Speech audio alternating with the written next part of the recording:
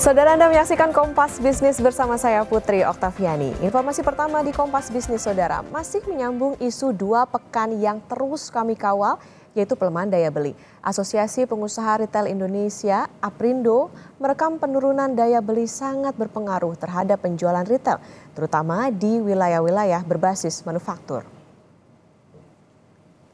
Penurunan daya beli juga karena ada peralihan profesi masyarakat dari semula pekerja tetap kini menjadi pekerja tidak pasti alias sektor informal. Pernyataan APRindo ini juga dibuktikan oleh data Susenas dan LPEM Universitas Indonesia bahwa lebih dari 40% kelas menengah dan calon kelas menengah bekerja di sektor informal. Yang sektor industri manufaktur itu ada di Jawa konsentrasinya, apalagi kita bicara di Jabodetabek. Jadi penurunannya sangat signifikan yang kami rekam saat ini. Untuk Pulau Jawa ya, itu kita punya rata-rata minusnya itu sekarang di dalam akibat deflasi 5 bulan ini. Same store growth-nya itu kita dapatkan data minus 3 sampai 4%. Karena memang pusat industri ada di sana. Kita tahu bahwa sekarang informasi yang kita dapatkan itu sudah minus 5 sampai minus 6. Ya, sales same growth-nya.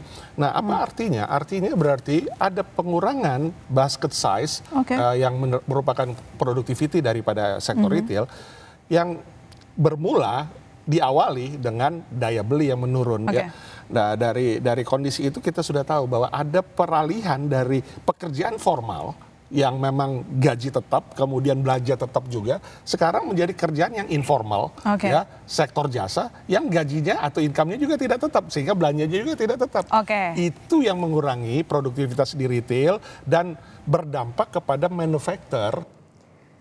Pernyataan APRindo yang bilang bahwa penjualan retail tergerus deflasi juga dikuatkan oleh kondisi di lapangan, Saudara.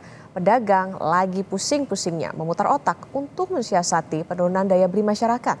Perilaku pembeli kini berubah. Dari yang semula langsung beli, kini tanya harga dan mencari yang lebih murah. Berikut laporan jurnalis Kompas TV Renata Panggalo dan juru kamera Febri James. Kalau sama ayam, kalau paha 20, kalau daging 20. Kalau pada telur, ini 10.000. Agak murah ya.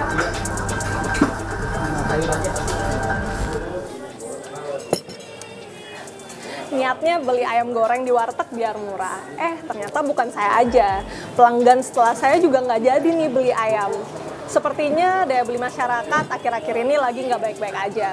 Ini juga ditandai dengan deflasi yang sudah terjadi 5 bulan berturut-turut.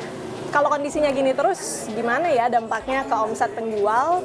Benarkah ada perubahan pola perilaku konsumen yang jadi mikir 2 kali sebelum membeli barang? Salmiati, seorang pedagang makanan di Palmerah, Jakarta Barat, mengaku omsetnya turun dalam 3 bulan terakhir. Semula, Salmiati bisa mengumpulkan omset hingga 8 juta per hari, namun kini turun hingga 50% jadi 4 juta rupiah saja per hari. Salmiati bilang saat akan makan, kini pembeli mayoritas memilih menu yang lebih murah, seperti paket makanan dengan rentang harga Rp10.000 hingga Rp12.000. Iya, kadang-kadang mereka tuh paling beli nasi rames, nasi paket gitu 10.000 gitu. Kebanyakannya gitu anak-anak, ibu beli paket 10.000. Kita kan itu aja seikhlas kita ya mau dikasih apa gitu.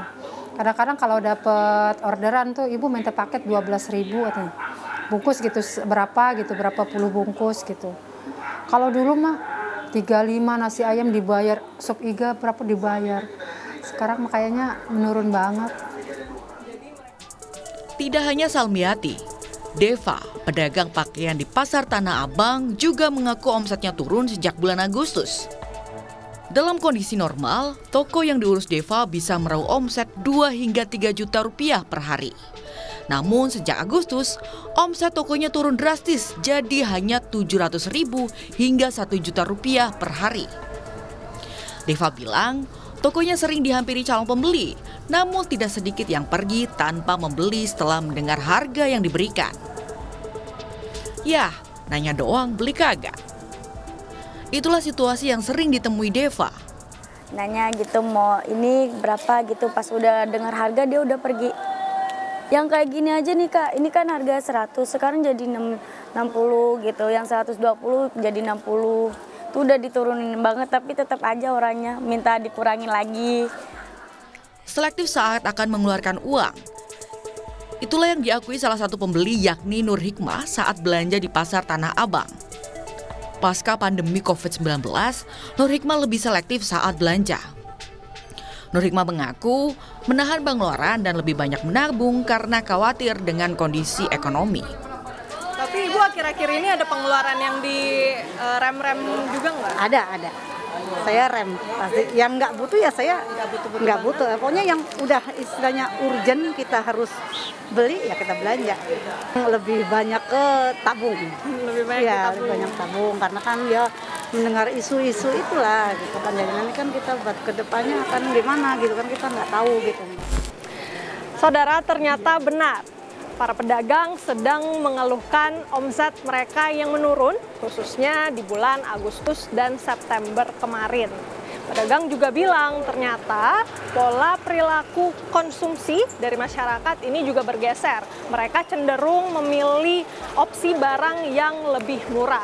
Berbagai cara sudah dilakukan untuk mensiasati ini. Misalnya para pedagang menurunkan harga sampai mengurangi porsi makanan. Tapi mau sampai kapan? Pedagang berharap kondisi ini tidak berkepanjangan dan daya beli masyarakat bisa kembali normal.